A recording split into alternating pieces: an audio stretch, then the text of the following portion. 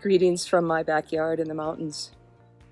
Since our world is full of so many things we cannot control, like chaos, rancor, predictability, uncertainty, I want to zero in on a few things that we can control.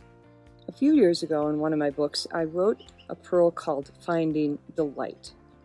I want to expand that pearl just slightly for today and call it Finding the Light and Gratitude every day. So recently my niece posted a wonderful series of interactions on Facebook between her and her 4-year-old daughter. So I want you to imagine for just a moment that it's 6 a.m., you're sound asleep, and your 4-year-old pitter-patters into the room and nudges you awake and asks these questions. Why aren't there any clouds today? Are you having a loud nap or a quiet nap? Why do villains have to be villains? Why isn't my brother awake yet? What does the sky taste like? After I read this post all day, I was delighted. I found such delight in this child's questioning.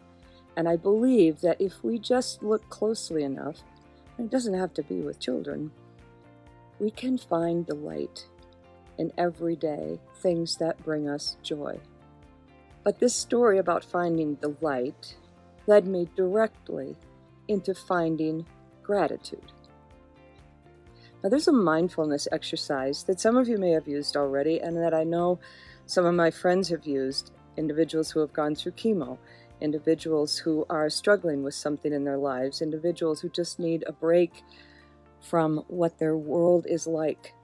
They have found this exercise to be extremely helpful to them, and they do it every day.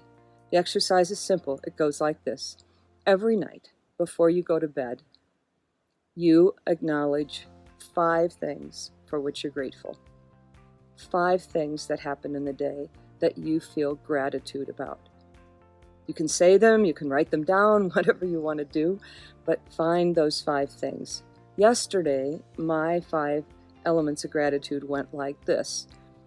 I'm grateful for the sound of thunder in the middle of a rainstorm in the mountains. I'm grateful for the support of my friends whom I saw today on a Zoom conversation. I am grateful for my husband, who reminded me today that he's my biggest cheerleader. I'm grateful that I'm healthy enough to be able to enjoy being out on the golf course.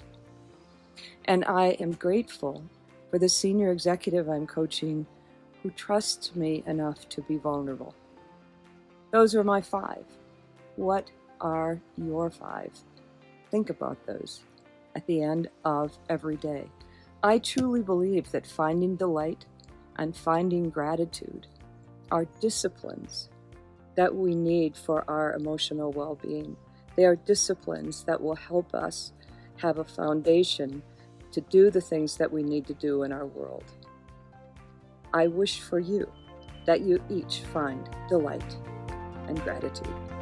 Thanks.